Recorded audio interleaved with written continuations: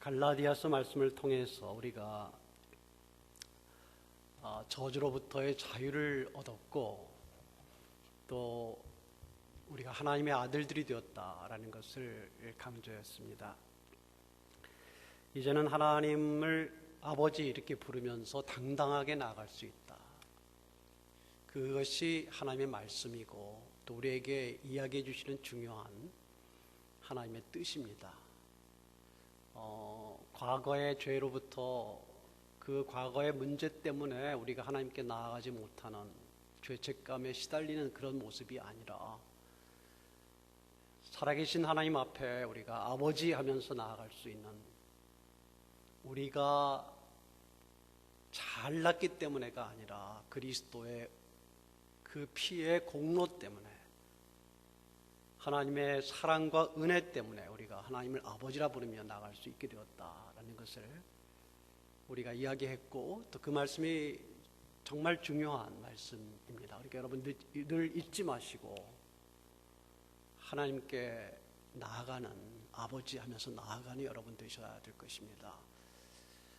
그런데 오늘 말씀은 갈라디아서 말씀을 그 더 뒤이어서 나오는 말씀이죠. 이 성령과 육체의 대조를 가지고 오늘 특별히 말씀해 주고 있는 부분입니다.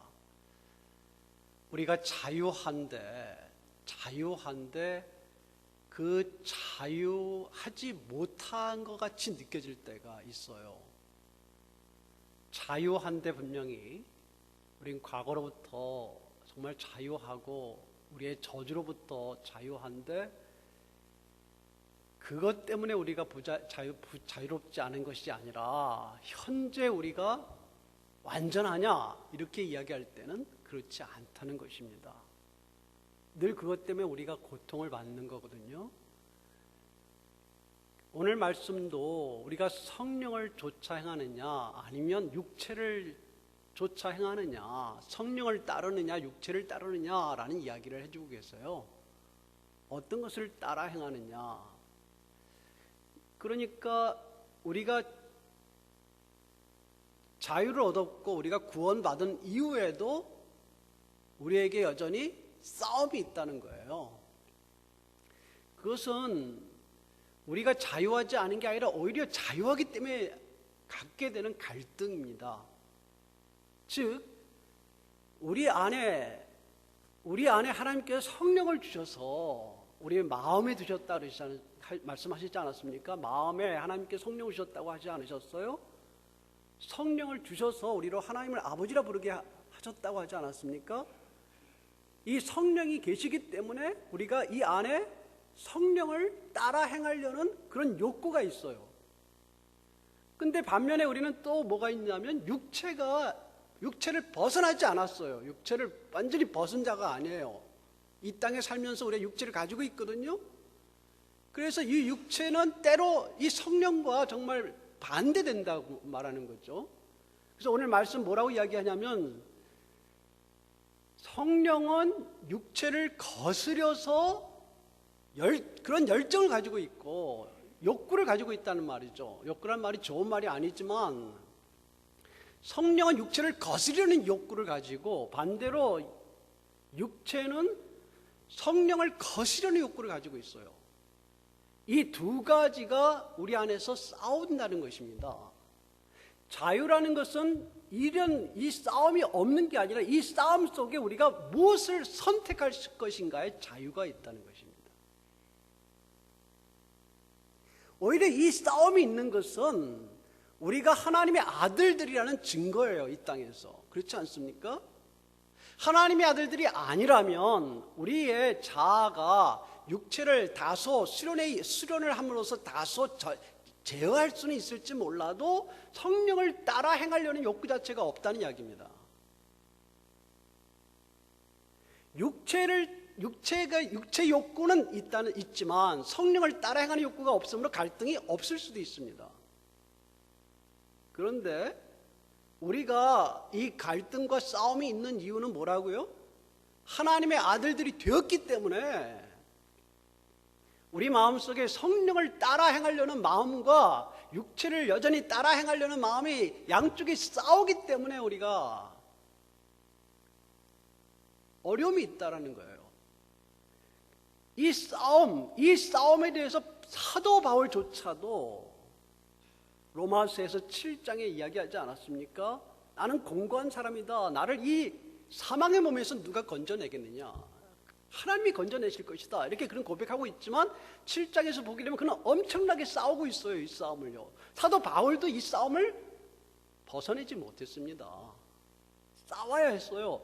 8장에 가서 로마서 8장에 가서 사도 바울은 뭐라고 이야기합니까? 우리가 영을 따라 행해야 된다라고 강조하지 않습니까? 8장의 승리를 이야기하면서도 사도 바울이 우리가 영을 쫓아 살아야 된다. 육체를 따라 살면 안 된다라고 이야기하지 않습니까?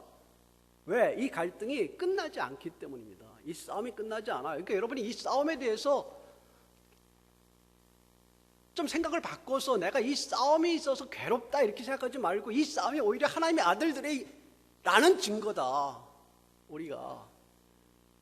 그럼 왜 하나님께서 이 싸움을 우리에게 싸우게 하셨는가? 육체와 성령을 각각 따르려는 그 마음의 싸움이 왜 있는가? 때로는 우리가 성령을 따라 행해서 더 그 진정한 자유에 이를 수도 있지만 때로는 우리가 육체를 따라 행해서 실패할 때도 생기는데 왜 이런 갈등이 생기는가 했을 때 우리를 하나님께서 겸손하게 하시기 위해서도 있겠지요. 그러나 저는 훈련이라고 생각이 들어요. 이 땅에서 우리가 하나님 아들들이 됐잖아요. 자녀들이 됐잖아요. 상속자가 됐잖아요. 하나님 나라에 귀한 사람들이 됐잖아요. 그 됐는데 된 것으로 끝나는 게 아니라 됐으면 이제 모든 걸 다 해도 아무렇게나 용서받고 이러는 것이 아니라 이제는 책임 있는 사람으로 책임 있는 하나님의 아들들로 살아가는 훈련이 필요한데 그 훈련하는 가장 중요한 것이 뭐냐면 육체와의 싸움이에요. 성령을 따라 행하려는 노력이에요. 성령을 따라 행하는 그 노력이 굉장히 중요해요. 여러분 할 수 있게 됐어요. 그거를 기억하세요. 성령을 따라 행하려는 그런 열망, 그런 노력, 그렇게 함으로써 얻는 승리를 이제 얻을 수 있어요. 제 말은 늘 그렇게 된다는 게 아니라 우리의 현실을 알잖아요. 그렇게 되지 않습니다. 매번 승리 100% 하지는 않아요. 왜? 그게 그렇게 쉽게 되는 게 아니기 때문에 그래요. 그렇지만 그렇게 선택할 수 있는 자유와 그런 능력이 우리 안에 생겼다는 것을 잊지 마세요. 우리가 하나님의 자녀이므로 그것을 할 수 있게 됐어요. 또 우리가 잘 못할 때라도 예수 그리스도를 다시 의지하고 성령을 의지함으로써 우리가 다시 그 어려운 순간에 일어날 수 있는 능력을 가지게 됐단 말입니다. 이것이 그리스도인의 승리예요. 그래서 우리는 싸움이 사실은 이 혈과 육에 있지 않아요. 다른 사람과의 싸움에 흩어지게 싸우는 게 우리의 싸움의 목적이 아니라 싸움의 1차 목적은 우리 자신의 육체입니다. 나 자신을 쳐서 복종하는 것이 1차적인 우리의 목적이고 하나님의 아들들이 이 땅에서 해야 될 매우 중요한 일이라는 것을 여러분 잊지 마십시오. 이렇게 훈련해서 하나님 나라의 상속자로 이제 점차 성장하는데요. 누구도 이것에서 완전한 사람 없고 이것에서 자유하지 않다는 것을 여러분 기억하세요. 여러분 어떤 분은 여러분에게 말씀을 가르치는 자가 저같이 신학교에서 가르치고 하는 자는 또 완전할 거라고 생각하세요? 절대 그러지 마세요. 그런 사람이 없어요. 저도 치열하게 싸워야 돼요. 여러분 신앙생활을 50년, 60년, 70년 한 사람들은 여기 이 문제에서 자유롭다고 생각하십니까? 아니에요. 이 땅에서 우리의 육체를 입는 동안 그 기간 동안이 계속해서 싸워야 되는 기간이에요. 무슨 말이냐면 우리가 안 싸우면 지게 돼 있는 싸움이고요. 이 싸움을 소홀히 하면 우리가 그 순간 유혹에 넘어가는 상황이 돼요. 누구도 자신해서는 안 되고 누구도 이 문제에 대하여 등한히 여기면 안 됩니다. 이 싸움이 계속 있습니다. 이게 싸움이 우리가 살아있다라는 증거라는 것을 다시 여러분 잊지 마셔야 된다는 거예요. 그와 함께 오늘 말씀을 통해서 이해하는 것은, 그러면 성령을 따라 행하는 게 뭐고 육체를 따라 행하는 게 뭐냐라고 할 때, 성령을 따라 행하는 것은 결국 그러면 우리가 기도하고 말씀을 열심히 보고 예배에 열심히 참여하는 것이냐? 그걸 포함해요. 포함합니다. 그러나 그것만이 성령을 따라 행하는 것은 아니라는 것을 여러분 기억하는 것도 또 중요합니다. 여러분, 어떤 분들은 그렇게 하면 성령을 따라 행하는 것이다라고 생각하는 것 같은데 그렇지 않아요. 그것이 성령을 따라 행하는 하나의 모습이죠. 그러나 성령을 따라 행하는 것은 우리 가운데 성령의 욕구를 따르는 거예요. 성령이 뭘 원하는 거예요. 그것을 잘 이해하고 성령이 우리를 진리 가운데 이끌어갈 때 거기에 순종하는 것이, 그걸 선택하라 이 말입니다. 육체가 우리를 끌어가는 것에 대하여 선택하지 말고 성령이 우리를 끌어가는 쪽에 우리가 선택해서 그 자유를 그쪽에다 쓰라 이 말이죠. 오늘 말씀에서 여러분 대조법을 계속 쓰고 있는데요. 성령을 따를 것인가 육체를 따를 것이냐, 성령이냐 육체냐, 육체의 일이냐, 육체의 일들이냐, 아니면 성령의 열매냐, 계속 대조합니다. 그럼 뭐가 성령을 따르는 거고 뭐가 육체를 따르는 거냐 하는 말씀을 굉장히 자세하게 오늘 이야기해 주고 계십니다. 그 말씀들이 19절부터 육체의 일에 대해서 나오잖아요. 여러분 한번 보십시오. 육체의 일은 분명하니 곧 음행과 또 뭐가 있습니까? 더러운 것과 호색과 우상숭배와 주술과 원수 맺는 것과 분쟁과 시기와 분냄과 당짓는 것과 분열함과 이단과 투기와 술취함과 방탕함과 또 그와 같은 것들이라. 제가 하나하나 자세하게 여러분께 풀어서 말씀드릴 그런 상황은 시간은 안 되는 것 같고요. 굉장히 많습니다. 15가지가 되는데 15가지만 있지는 않을 거예요. 그러나 상당히 많이 육체의 일들이란 육체를 따름으로써 나타난 결과들입니다. 또 이런 것들이 육체를 따르는 일들이다 이 말이에요. 이렇게 많은 것들이 있습니다.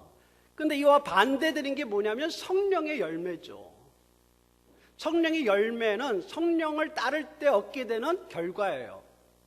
또는 성령의 원하시는 방향이다 이렇게 볼 수도 있습니다.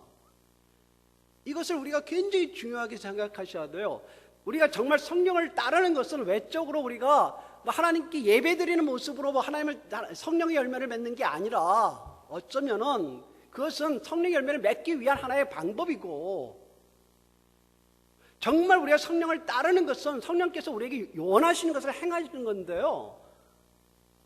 그게 그 유명한 성령의 열매 9가지입니다.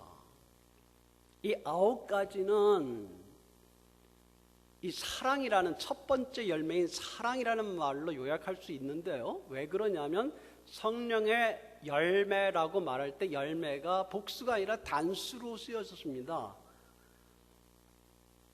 그래서 나오는 것들이 다 이 성령의 열매들인데, 그 열매 중에서 사랑이 결국은 전체를 포괄하는 내용이 아닐까 이렇게 볼 수 있는, 또 그런 학자들이 그렇게 의견들을 제시하는데 저는 그게 더 타당하다 생각을 합니다. 그러니까 결국 성령의 열매란, 성령은 우리에게 사랑을 선택하게 하는 것이죠. 하나님을 사랑하고 이웃과 서로를 사랑하고 또 하나님 우리를 사랑하신 우리를 자신을 또 사랑하는 그 사랑이 성령의 열매다 이렇게 보시면 되겠습니다. 이 기독교적 가치에서 이 성령의 열매는 너무도 중요한데, 그리고 나타나는 이 사랑과 관련된 열매가 8가지가 등장합니다. 이 8가지의 내용들이 좀 구별해 보면 4가지는 하나님에 대한 사랑과 우리 자신에 대한 것이 되어 있고, 4가지는 서로에 대한, 이웃과 서로에 대한 그 사랑과 관련된 열매로 보입니다. 먼저 하나님과 관련된, 또 우리 자신과 관련된 것들이 나타난 것이 두 번째 열매가 뭐죠? 희락이죠, 희락. 여러분 한번 보십시오. 5장 22절 23절입니다. 우리 같이 한번 읽을까요? 시작. 오직 성령의 열매는 사랑과 희락과 화평과 오래 참음과 자비와 양성과 충성과 온유와 절제니 이 같은 것을 금지할 법이 없느니라. 여러분 오늘 말씀 통해서 우리에게 주시는 중요한 성령의 열매들을 기억하시기 바랍니다. 이거 다 외우라는 건 아니에요. 또 외우는 분도 있습니다.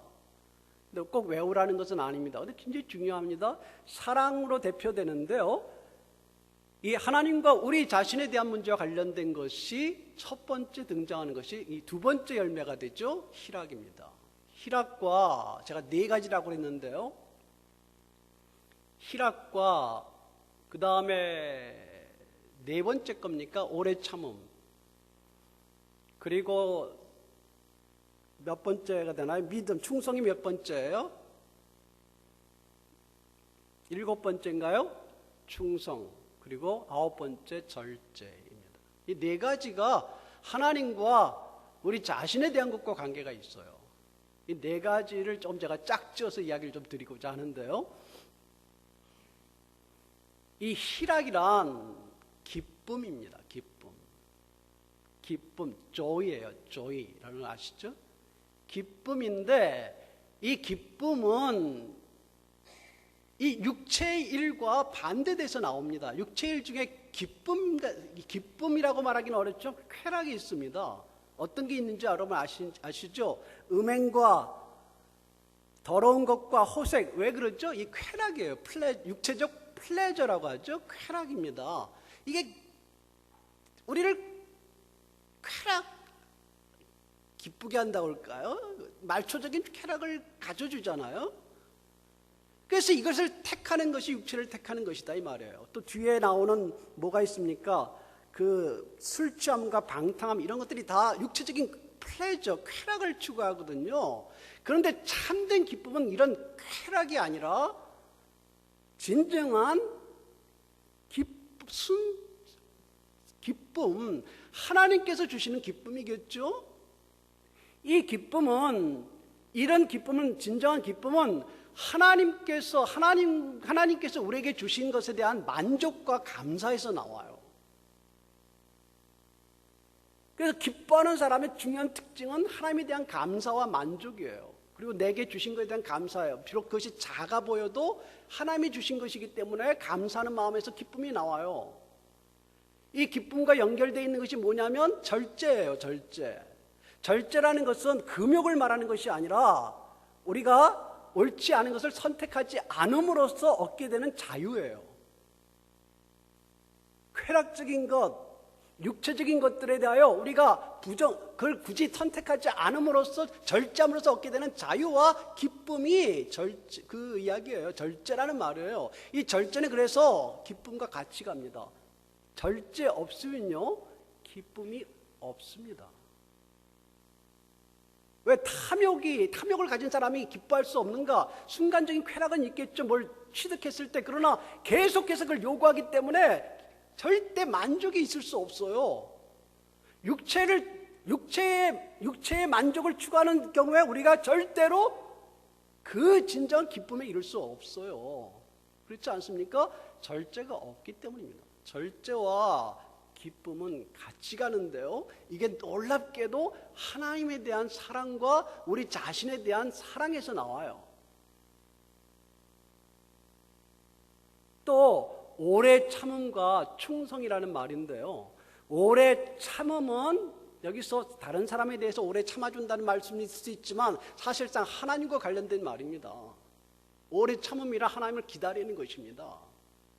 하나님을 정말 믿는 것입니다. 내가 지금 하나님께 원하고 지금 내가 갖고 싶은 게 있고 구하고 싶은 게 있지만 그것을 주시길 바라지만 그러나 하나님께서 주실 거라고 믿고 또 지금 주시지 않아도 하나님이 나에게 가장 선한 것을 주실 거라는 믿음이 있어야 오래 참음이 생깁니다. 내가 지금 어려움이 겪고 있어요. 그러나 하나님은 선하신 분이다. 하나님은 인자신 분이다. 나를 떠나지 않을 것이다. 내가 더 기다려야 되겠다. 끝까지 내가 하나님을 바라본다라는 게 오래 참음이에요. 오래 참음은 하나님에 대한 참 사랑입니다. 오래 참음은요 믿음입니다. 그래서 그것과 짝이 되는 충성이라는 말, 충성이라고 번역됐지만 이 단어는 사실은 믿음이라는 단어입니다. 믿음이라는 단어가 충성이라고 번역될 수도 있어요. 믿음이라는 말이 하나님을 믿는 믿음이고요. 하나님에 대한 믿음을 가진 자가 또 다른 말로 이 단어가 번역될 때 신실함으로 번역되기도 하는 단어거든요. 신실한 자예요. 하나님에 대한 믿음이 있으니까 신실해요. 근데 하나님에 대한 믿음이 있기 때문에 신실한 것만이 아니라 하나님을 참으로 잘 믿는 자는 다른 사람이 보기에도 신뢰할 만하다 이 말이에요. 그래서 신실함입니다. 근데 이것은 다 하나님에 대한 경외에서 나와요. 오래 참음과 믿음은 충성이라고 번역한 이 말은 하나님에 대한 사랑에서 나옵니다. 이것과 반대되는 게 뭐겠습니까? 오늘 그 육체인을 현저하냐면서 나오는 말이 우상숭배와 주술이 왜 나온지 아세요? 당장 내가 욕구하는 것을 들어줄 만한 것을 추구하는 것이 우상숭배예요. 그렇지 않습니까? 주술이 왜 생깁니까? 당장 하나님은 나타나지 않으시는 것 같은데 하나님은 말씀을 안 해주세요. 내일 뭐 하라 무슨 일이 있을지. 그걸 제일 빨리 말해주는 게 누굽니까? 점집이에요, 점집.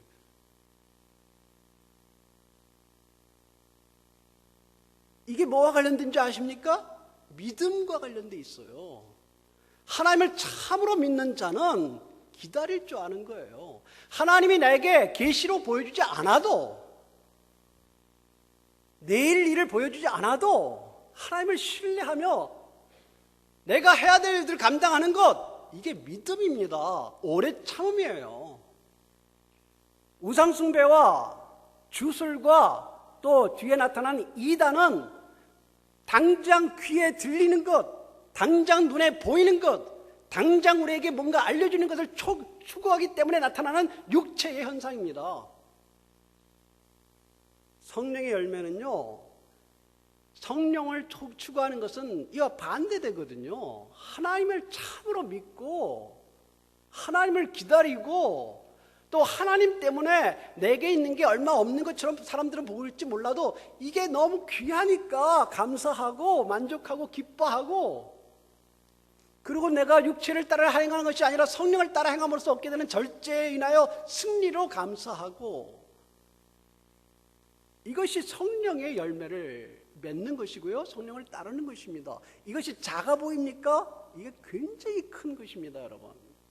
이 싸움이 여러분 우리가 싸워야 될 정말 싸움이지, 사람들을 치고받는 게 우리의 싸움이 아닙니다. 우리 자신과의 싸움이 이거거든요. 그와 함께 네 가지의 그 열매는 이 이웃과 서로에 대한 열매입니다. 이웃과 서로에 대한 열매 첫 번째가 화평입니다. 그리고 자비와 양선입니다. 그리고 온유인데요, 이 화평과 온유가 서로 보완적, 서로 연결되어 있는 것으로 보입니다. 화평이란 뭔지 아시죠? 평화관계를 갖는 거예요. 하나님과 우리가 평화관계를 갖고 이제 서로가 서로의 평화관계를 갖는 것이죠. 이게 복음입니다. 우리가 원수되었던, 하나님과 원수되었던 우리가 하나님과 원수 자리를 이제 벗어나고 하나님과 자녀, 하나님과 아버지와 자녀 관계가 되지 않았습니까? 평화 관계예요. 이 평화 관계가 여기만 미치는 게 우리의 복음이 아니고요, 이 평화 관계가 우리의 서로 간에 원수되었던 관계를 풀어내고, 그렇지 않습니까? 사랑할 수 있는 관계, 평화를 이루는 관계로 가는 것이 복음의 마지막입니다. 이걸 이루는 게 교회잖아요. 이 화평이 얼마나 중요한 하나님께서 우리에게 주시는 선물인가, 화평이 또 얼마나 중요한 성령을 따르는 일인가. 여러분, 제가 계속 강조드리지만 가정에서 하나님을 믿는 가정의 특징이란 이 평화예요. 싸우면서 예배만 드리면 된다 이렇게 생각하지 마세요, 제발. 그게 하나님의 가정들의 특권이 아닙니다. 예배도 특권이죠. 하나님과의 평화를 이루기 위한 것이죠. 그러나 가정끼리는 싸우면서 하나님께 예배만 드리면 이것이 하나님의 가정이다 이렇게 생각하지 마세요. 하나님이 주시는 중요한 선물과 또 우리에게 선택할 것을 요구하시는 것 중에 하나가 바로 이 평화입니다. 서로 용서하고. 온유는 뭐죠? 서로 부드럽게 대하는 것입니다. 그리고 자기를 겸손하게 하고 상대방을 존중하는 게 온유입니다. 그 온유 가운데 평화가 일어나거든요. 온유를 선택할 수 있습니까? 이게 성령을 쫓아 행하는 사람의 특징입니다. 평화를 선택할 수 있습니까? 이게 성령의 열매입니다. 성령을 따를 때 주어지는 결과이고요. 성령을 따른다는 것은 내가 이 성령의 욕구, 평화를 이루어 가시는 성령의 욕구를 따르고 그 욕구에 순종한다는 것입니다. 내 마음은 그렇지 않다는 거예요. 내 육체는요, 평화를 이루고 싶지 않아요. 나에게 잘 안 해준 자는 나도 안 해주고 싶고, 나를 서운하게 한 자는 내가 짓밟고 싶은 게 내 육체 욕구예요. 아닙니까? 육체를 따른다는 것은 그것입니다, 여러분. 도덕적인 문제뿐만 아니라 관계적인 문제에서도 육체를 따르는 것은 이런 일들이고, 이것은요, 성령을 따라 행하지 않으면 자연스럽게 되는 것입니다. 우린 너무도 잘해요, 그런 거를. 왜? 성령을 따라 행하지 않으면 그렇게 돼요, 그냥. 그렇죠?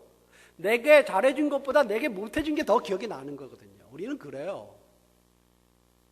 우리는 그래요. 저는 어떨까요? 저도 그래요. 잊지 마세요. 사람이 그럽니다. 그거를 극복할 수 있는 일은 성령이 나를 지배하셔야 되고, 내가 성령을 따라 행해야만 내가 거기서 벗어나서 자유를 얻어요.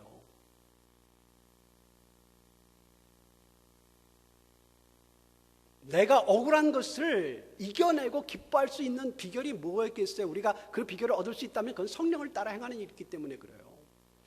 그러지 않으면요, 절대 거기서 벗어날 수가 없어요. 그 억울함과. 우리는 아까 제가 말씀드린 것처럼 그래요. 사람들이 나에게 잘 못한 게 더 많이 기억나지 잘해준 게 더 기억나지 않아요. 우리 인간들이 그렇지 않습니까? 그러면 계속 억울해져 가는 거예요. 근데 그것을 벗어내는 사람이 그리스도인의 자유를 얻는 거거든요. 그 성령을 쫓아행할 때 나타납니다. 기억하세요? 이 승리가 그리스도인의 주어진 아름다운 승리 중에 하나입니다. 자비와 양선이 무엇이겠습니까? 자비란 사랑과 은혜를 베푸는 것 아닙니까? 양선은 무엇입니까? 선하게 대하고 선하게 또 선을 베푸는 것 아닙니까? 이게 다 상대를 위하는 마음과 상대를 위하는 자세와 서로를 위하는 그러한 태도를 가리키는 것입니다. 이것은 성령의 열매로 가능하다는 거예요. 왜요? 우리는 원래 그렇지 않는다는 거예요. 육체를 따르게 되면 어떤 일이 일어납니까? 여기 나오는 것처럼 여기 20절에 보면 원수 맺는 것. 왜요? 마음에 안 드니까. 분쟁, 싸우는 거죠. 시기, 남 잘 되는 거 못 보겠다는 거예요. 또 과도한 그릇된 열심도 이게 포함된 말인데요. 분냄, 기분 나쁘니까. 당 짓는 게 뭔지 아십니까? 당 짓는 것은 내 사람 나누는 겁니다. 나에게 잘해주는 사람만 모여라 그러는 거예요. 나에게 잘 안 해주는 사람 잘로 가라. 나에게 앞으로 잘해줄 사람만 모여라. 다 이게 육체의 일이에요. 여러분 잊지 마셔야 됩니다. 이런 일들, 지금 우리가 이야기한 화평과 온유와 자비와 양선과 같이 상대를 위해 줄 수 있는 일이 가능한 사람들이 누구냐면 하나님의 아들들이다. 왜요? 성령이 그 마음에 부어졌기 때문이고요. 성령을 따라 행할 때 그 일이 일어난다는 거예요. 이 일이 사실은 우리가 교회에서 되어져야 될 일이고요. 우선 그 교회는 일종의 하나의 베이스입니다. 전진 기지입니다. 여기서 이 훈련이 되고 여기서 격려를 받고 여기서 말씀으로 우리의 힘을 얻고 나서 사회에 나가서 계속해서 이 싸움을 해야 되는데 사람을 대상으로 해서 싸우는 게 아니라 우리 자신의 싸움을 싸우면서 그 안에서 다른 사람을 사랑하고 다른 사람을 위해서 힘쓰다가 우리에게 맡겨진 일, 직업과 우리에게 맡겨진 책무들, 가정에서 책무들을 감당하다가 또 힘들고 약해질 때 또 교회 와서 그 또 하나님의 성령을 따라 행하는 격려를 받고 다시 또 힘을 얻어서 나가서 싸우고 이 하나님 나라의 전진 기지가 되어야 되는 거죠, 교회가. 우리가 계속 이야기해오고 있고 우리가 또 가슴 아파하고 있는 것은 어른들의 책무가 뭐냐, 이 시대에. 왜 이렇게 책임 있지 못하느냐. 기본적으로 우리가 다른 사람을 위해서 사는 것을 기뻐하지 않아서 그래요. 육체를 사랑하는 사람은 절대로 다른 사람을 위해서 살지 못합니다. 다른 사람을 위해 주지 못해. 제스처는 할 수 있어요. 사람들에게 내가 누구를 도와준다라고 이렇게 막 하면서 보여줄 수는 있어요. 그러나 자기의 평소에 자기에게 맡겨진 작은 일에서, 사회에서, 직장에서, 주어진 일에서 그 주변에 있는 다른 사람들을 위해서 살려고 노력하고 다른 사람을 위해서 선대하려고 하고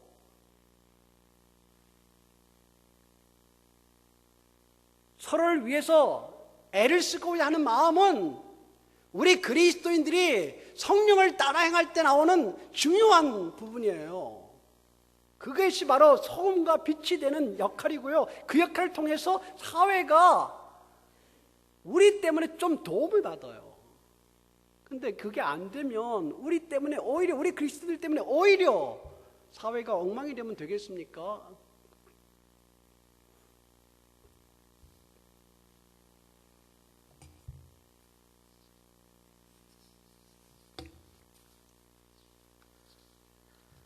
19절에 육체의 일들을 열거하면서요, 이 현저하다고 말한 것은, 현저하다는 말이 명백하다는 말입니다.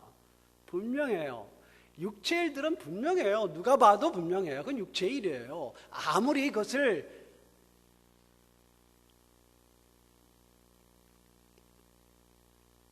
하나님의 일인 것처럼 가정해도 이런 모습이 나타나는 건요, 육체의 일이지 하나님의 일이 아니죠. 그래서 우리가 이런 부분들에 대해서 자유해야 된다는 것을 말하는 거고요. 그리고 이 성령의 열매와 관련해서 23절에 이 같은 것을 금지할 법이 없느니라 라고 했을 때 이 금지할 법이 없다라는 말은 성령의 열매, 성령을 따라 행할 때 성령께서 이렇게 열매를 우리에게 맺게 하신다라는 말이기도 하고, 이렇게 맺게 하시는데 이런 열매들을 맺을 때 우리가 맺을 수밖에 없다 이런 말이기도 하지만, 또 한편으로는 이것들을 거스려서 법이 존재하지 않는다. 문자로 제가 번역을 하면요, 이 성령의 열매들을 거스려서 율법이 존재하지 않는다, 법이 존재하지 않는다, 이 말이거든요. 이 말은 무슨 말이냐면 율법과 이 성령의 열매가 서로 조화를 이룬다는 거예요. 상응한다. 이건 좀 더 생각을 해보면 무슨 말이냐면, 우리가 구약의 율법의 요구들이 있지 않습니까? 많은 지켜야 될 것들이 있지 않습니까? 그 지켜야 되는 것들을 다 지켰어야 되지만 원래 구약에 지킬 수 없다라고 이야기했죠, 예전에 제가. 이것을 완전히 지키지 않아도 되게 만든 게 그리스도였었어요. 십자가에서 그가 죽으심으로 이것을 완전히 이루셨잖아요. 그러면 이제 법이 없느냐? 그게 아니라 새로운 그리스도의 법에 의하여 현재 우리가 살아가야 된다는 거예요. 근데 현재 그리스도의 법은 구약의 그 많은 율법들을 지키면서 살아가는 법이 아니라 새로운 그리스도의 법을 따르는 것은 그리스도의 이 사랑의 법을 따르는 것이거든요. 그럴 때 이 법의 모든 요구가 이루어진다 이 말입니다. 이러한 성령의 열매들은 이 법을 완성하는 것입니다. 우리 그리스도인으로서 여러분 다시 생각할 때 이 성령의 열매를 맺는 것, 다시 말해서 성령을 따라 행하는 것이 굉장히 중요하다는 것을 잊지 마세요. 이 싸움을 계속 하셔야 됩니다. 이 싸움. 여러분 마지막 부분에 24절, 25절, 26절을 보게 되면 25절에 성령으로 살면 우리가 성령과 함께 산다 이 말이에요. 그러면 성령으로 행할지니 행하라 이 말인데 성령을 따라 행하라는 것이고요. 그리고 성령을 붙잡으라는 이야기입니다. 이 이야기가 다시 대조되는 마지막으로 대조되는 게 뭐냐면 24절에 그리스도 예수의 사람들은 뭐 했다고요? 육체와 함께 그 정욕과 탐심을 십자가에 못 박았느니라 이야기하지 않았습니까? 정욕과 탐심이라는 것은 아까 말한 육체의 욕구예요. 그걸 십자가에 못 박았다는 것은 십자가에 못 박아 죽었다 이 말입니다. 그런데 실제로는 우리가 육체를 따르지 않을 수 있느냐? 그렇지 않잖아요. 그러니까 이 말씀은 뭐냐면 죽은 자로 여겨라는 거예요. 거기에 대해서는 집착하지 말라라는 거예요. 육체의 일에 대하여 육체의 일이 너희를 지배하지 못하게 하라는 거예요. 그게 로마서 6장의 말씀도 있지 않습니까? 계속해서 강조하는 말씀이고요. 그러면서 26절에 헛된 영광을 구하여 다시 보충해 주는 것입니다. 헛된 영광이란 이 말씀이 빈 영광인데요. 추구해봤자 남는 게 없는 것이다 이 말이에요. 그 헛된 영광을 왜 추구하냐면 뭐와 관련이냐면 투기, 시기 이런 것과 또 분쟁과 관련돼서 내가 이기겠다 그런 거라는 거죠. 내가 인정받겠다 더. 내가 잘하겠다는 게 나쁜 게 아니라 다른 사람을 꺾어뜨리고 내가 이기겠다라고 하는 것이 바로 헛된 영광이라는 거예요. 그게 아니라 다른 사람이 잘 되게 하겠다. 형제가 잘 되게 하겠다. 형제에게 도움이 되게 하겠다. 자녀들이 도움이 되게 하겠다. 그거 좋지요? 그게 참된 영광을 추구하는 길이다 이 말이에요. 하나님이 잘 되셨으면 좋겠다. 교회가 잘 됐으면 좋겠다. 서로가 잘 됐으면 좋겠다. 내 직장에서 나의 팀원들이 잘 됐으면 좋겠다.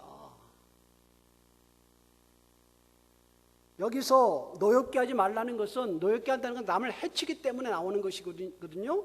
서로 투기하지 말라는 것도 그 같은 맥락입니다. 내가 잘 돼야지 남이 잘 되는 건 못 봐주는 것이죠. 그게 육체의 일입니다.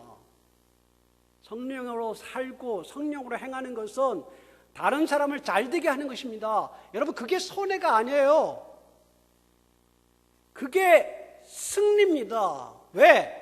육체를 따르면 절대로 그렇게 할 수 없기 때문입니다.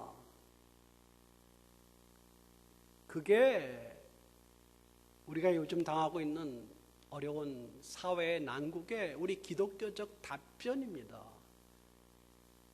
우리에게 그런 책임이 있는 것이죠. 다시 말씀드립니다. 여러분 이 일을 이야기할 때 제가 절대로 그렇게 이야기할 수 없습니다. 저는 뭐 거기에 대해서 완전하고 거기에 대해서 나는 도가 텄고 여러분은 그것도 못하느냐 이렇게 말할 수 없어요. 왜요? 이 싸움은 여러분이나 저나 하늘나라 갈 때까지 싸우는 싸움입니다. 이 싸움을 멈추게 되면 죽는 것입니다. 이 싸움을 없는 것처럼 생각할 때 유혹에 빠집니다. 나이에 따라서 연령에 따라서 그 유혹의 내용이 조금씩 다른 것뿐이지 그렇지 않습니까? 여러분 경험했을 때 좀 극복한 것 같습니까? 지나면 또 다른 유혹이 다른 것이 육체의 일이 나타나게 돼요. 이것은 우리가 평생 싸워야 될 싸움이고 이 싸움에서 우리가 실패하지 못하는 것은 아니지만 승리하는 기쁨을 누리는 것, 그것을 하나님께서 우리에게 원하시는 거고 하나님의 자녀들이 강건하게 되는 것입니다. 훈련할 때 열심히 해야 사고가 날 때, 그렇죠? 해결할 수 있습니다. 나에게 주어지는, 우리에게 주어지는 현재의 싸움이 있습니까? 그 싸움의 훈련을 해내야 나중에 사고가 생기거나 하나님께서 큰 우리에게 요구하신 일이 있을 때 그 일을 우리가 해낼 수가 있는 것이고, 이 땅에서가 아니라 하늘나라에서 하나님께서 우리에게 요구하시는 하나님의 아들들로서의 어떤 사명들이 주어질지 모르는데, 그때 이 싸움과 훈련을 제대로 해냈던 사람들이 그곳에서 하나님께 영광을 돌릴 것이고, 맡겨진 일이 있다면 그 일들을 성공적으로 담당할 수 있게 될 것입니다. 이 싸움을 싸우는 여러분에게 주님께서 힘주시길 바라고, 성령께서 여러분과 더욱 강력하게 함께 하시길 바라고, 여러분의 삶 속에, 여러분의 사회 속의 삶 속에, 가정의 삶 속에 이러한 부분의 건강함이 있기를 주님의 이름으로 축원합니다. 기도하겠습니다. 하나님, 우리에게 주어진 육체와의 싸움을 등한히 여기지 않기를 원하고, 이 싸움이 아무리 힘들어도 우리가 견뎌낼 수 있기를 바라고, 이 자리에 나와서 하나님께 나아가며 이 싸움을 해나갈 때에 위로부터는 도움을 간구하는 모든 분들에게 하나님 위로하시고 다시 새 힘을 주시기를 바랍니다. 그래서 우리가 하나님의 능력을 따라 이 세상에서 혈과 육의 싸움이 아니라 우리의 육체와 또 악한 자들에 대한 싸움이 온전히 이루어지게 하여 주시고, 중간중간 주어지는 승리의 그 기쁨 속에 우리가 강건함을 얻게 하여 주옵소서. 주 예수님의 이름으로 기도합니다.